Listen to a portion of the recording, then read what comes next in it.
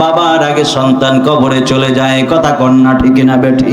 এই জন্য দাদার আগে নাতি কবরে যায়, নানির আগে নাতনি কবরে চলে যায়, বাবার আগে সন্তান কবরে চলে যায়, কথা কন্যা ঠিক না বেঠি? এই জন্য কোম্পানি চলার বাবারা, আমার চর্মকুন্দির বাবারা, ও যুবক ভাইয়েরা, পর্দার আলের মা বোনেরা, আপনার বাবা দুনিয়ার জমিনে ছিল, ওই বাবা কবরের মধ্যে চলে গেছে। দাদা দুনিয়ার জমিনে ছিল, দাদাও এখন কবরের মধ্যে চলে গেছে। একদিন আমিও আপনিও থাকবো না। আপনারা জবানটা ছেড়ে নিয়ে বলেন, এই জন্য কবরে যাওয়ার আগে আমাদের নেক আমলের দরকার আছে না নাই? কখন কবরে যাবেন, কখন মালাকুল মউত আসবে আমরা কেউ জানি না। এই জন্য আমার কোম্পানি চোরের বাবারা, আমার আল্লাহ কোরআনুল কারীমের মধ্যে বলেন, ওয়ামা তাদরি নাফসুম বিআই আরদিন তামুত।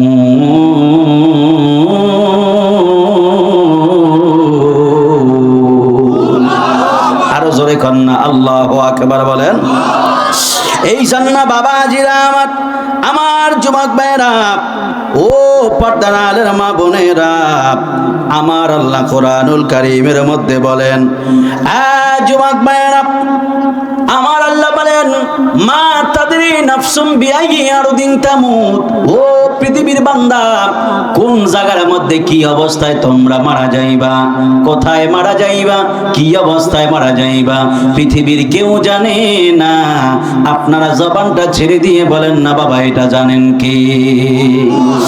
আল্লাহ জানেন, আল্লাহ ছাড়া আর কেউ জানে না।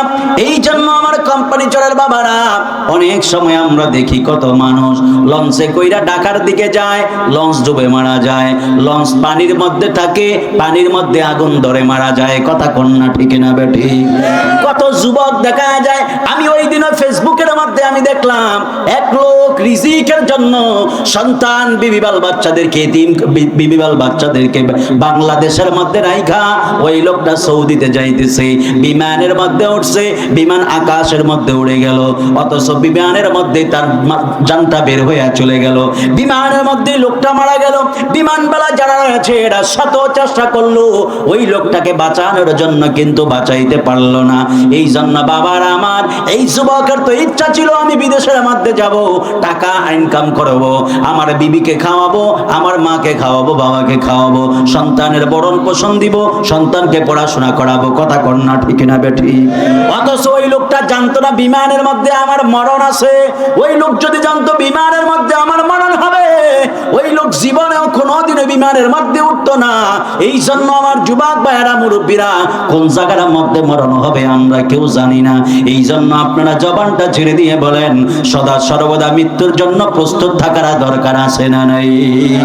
এই আওয়াজে হবে না, আরো জবান খুলে কন্যা আছে না নাই?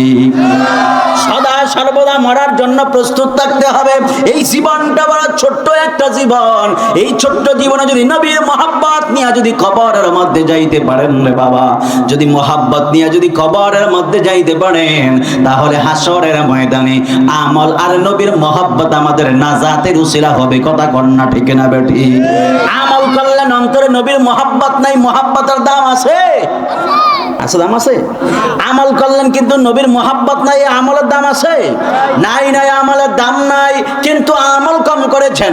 কলিজা বড়া, সিনা বড়া, নবীর মহব্বত নিয়ে যদি কবরের মধ্যে যান, তাহলে মহব্বতের কারণে কিন্তু উসিলা পাওয়া যাবে। কারণ আমার আল্লাহ জানে কোন মানুষ মারা যাবে, কোন মানুষ জান্নাতি হবে, কোন মানুষ দুনিয়ার জমিনে নেক কাজ করবে, আর কোন মানুষ দুনিয়ার জমিনে গুনাহের কাজ করবে। আল্লাহ কিন্তু সব জানে।